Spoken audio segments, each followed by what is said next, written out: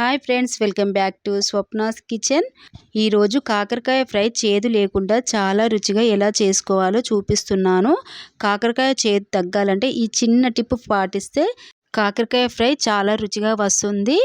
తిన్నా కొద్దీ తినాలనిపిస్తుందండి. కడుపు నిండా కమ్మగా తింటాము కాకరకాయ ఫ్రైతోని. ఇక ఆలస్యం చేయకుండా ఎలా చేయాలో ప్రాసెస్లోకి వెళ్ళిపోదాం.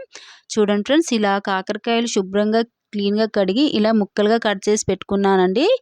చూడండి, ఈ విధంగా ఇలా సన్నగా ఉంటే సరిపోతుంది. ఇప్పుడు ఇందులోకి నేను ముందుగా 1/2 స్పూన్ పసుపు వేసుకుంటున్నాను. 1 స్పూన్ సాల్ట్ వేసుకొని ఒక్కసారి చేతితో ఇలా మంచిగా కలుపుకోవాలండి. ఉప్పు పసుపు మంచిగా ముక్కలకి పట్టించాలండి. చూడండి, ఈ విధంగా చక్కగా కలుపుకోవాలి.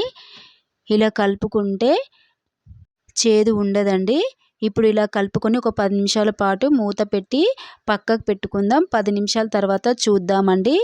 చూడండి, ముక్క కొంచెం మెత్తగా అవుతుంది కదా, కాకరకాయ నుంచి తడి తడిగా బయటికి వచ్చేస్తుంది. సాల్ట్ వేసాం కదా, ఇలా మంచిగా ఒక్కసారి ఇలా కలుపుకోవాలండి. చూడండి, ఇలా కలుపుకున్న తర్వాత ఇప్పుడు ఇందులోకి మనము వాటర్ పోసుకొని ఒక్కసారి ఇలా కలుపుకోవాలి ఫ్రెండ్స్.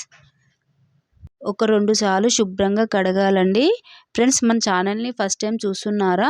అయితే ఒక లైక్ చేయండి, సబ్స్క్రైబ్ చేసుకోండి ఫ్రెండ్స్. మన ఛానల్లో ఈజీగా చేసుకునే వంటలు ఉన్నాయి, స్వీట్స్ ఉన్నాయి. మీకు ఇంట్రెస్ట్ ఉంటే చూడండి ఫ్రెండ్స్. కేవలం 10 నిమిషాల్లో చేసేసుకోవచ్చు. చాలా ఈజీగా చూపిస్తున్నాను. ఇలా మంచిగా శుభ్రంగా కడగాలండి.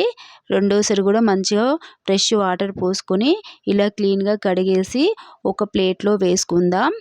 చూడండి ఫ్రెండ్స్, ఈ విధంగా ఇలా ప్లేట్లో వేసుకుంటే సరిపోతుంది.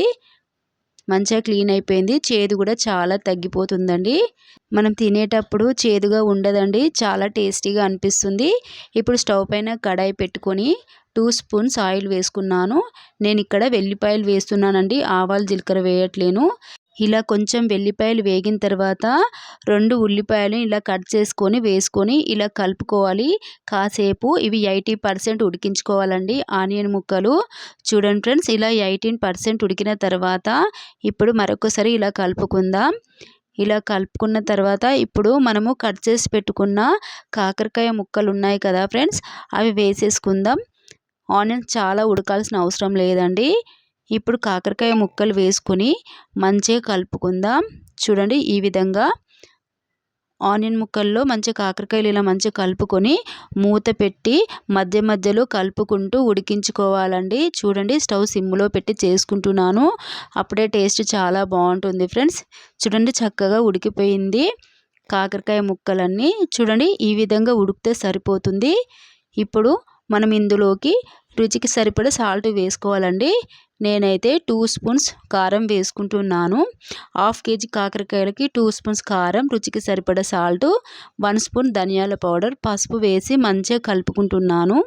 చూడండి, ఈ విధంగా చాలా ఈజీ కదండి. చూస్తుంటేనే నోరు ఊరిపోతుంది.